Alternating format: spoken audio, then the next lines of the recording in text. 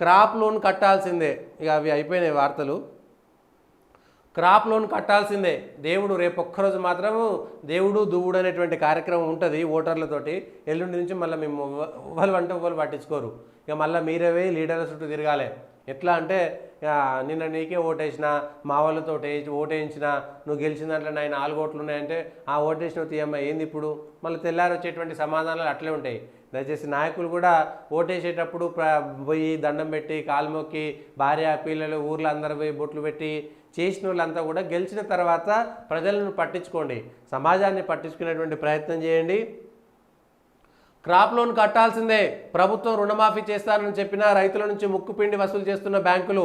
ఇబ్రాహీంపట్నంలో ఒక మహిళా రైతు నుంచి ₹1,00,000 వసూలు. వేధింపులు తట్టుకోలేక ప్రైవేట్ అప్పులు చేసి మరీ చెల్లిస్తున్న వైనం. చోద్యం చూస్తున్న వ్యవసాయ శాఖ యంత్రాంగం.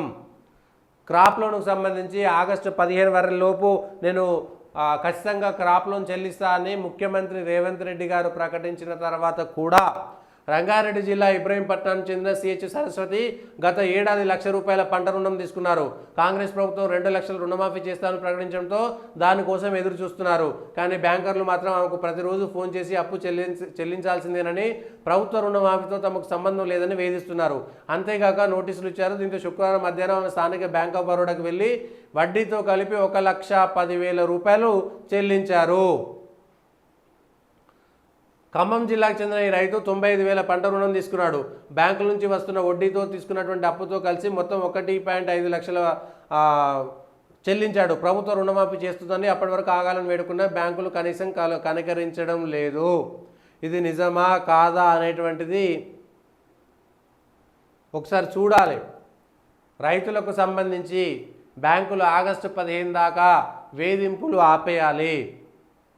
చిన్నప్పుడు మేము చిన్న ఉన్నప్పుడు అయితే ఈ పిఎస్సిఎస్లు వీళ్ళందరూ వచ్చి మీటర్లు ఎత్తుకపోవడం, తలుపు చెక్కలు గుంజుకపోవడం, బాయికాడికి వచ్చి నీళ్లు వారుస్తుంటే ఆ సుట్ట పైపులు ఉండేది.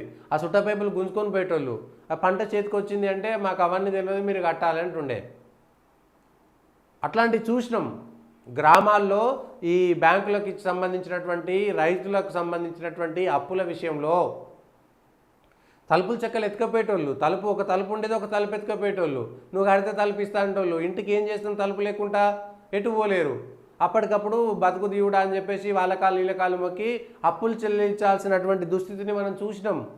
గ్రామాల్లో రైతులకు ఆవేదన కలిగింది.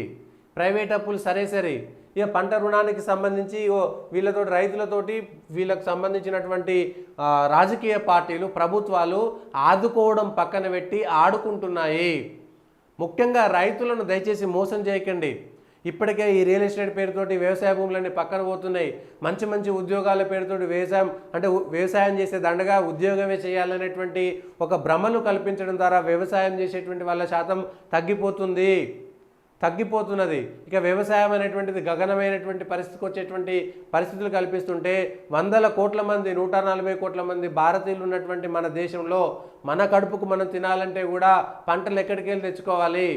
మన దేశంలో మనం పంటలు పండించుకోకపోతే వ్యవసాయం ఎప్పుడైతే తగ్గిపోతుందో, రైతులు ఎప్పుడైతే తగ్గిపోతారో భారతదేశం అభివృద్ధి చెందినట్టు కానే కాదు. కంపెనీలు వ్యవసాయ ఆధారిత ఫ్యాక్టరీలతో సహా ఏదైనా సరే, కంపెనీ లేకపోయినా పర్లేదులే, కానీ వ్యవసాయం మాత్రమే ఉన్నప్పుడు మొత్తం 100 మంది వ్యవసాయమే చేయాల్సిన అవసరం లేదు. వ్యవసాయానికి అనుబంధంగా ఉండేటువంటి వాళ్ళు అందరూ కలిసి పని చేసుకోవాల్సినదే. ఒక వ్యక్తికి కావాల్సినటువంటి అన్ని అవసరాలు సమకూర్చుకునేటువంటి వాళ్ళంతా కూడా ఉండాలి. కానీ మెజారిటీ వ్యవసాయం ఉండాల్సిందే. మెజారిటీ వ్యవసాయం లేకపోతే మాత్రం ఖచ్చితమైనటువంటి ప్రాబ్లం ఉంటుంది. లేకపోతే కష్టం.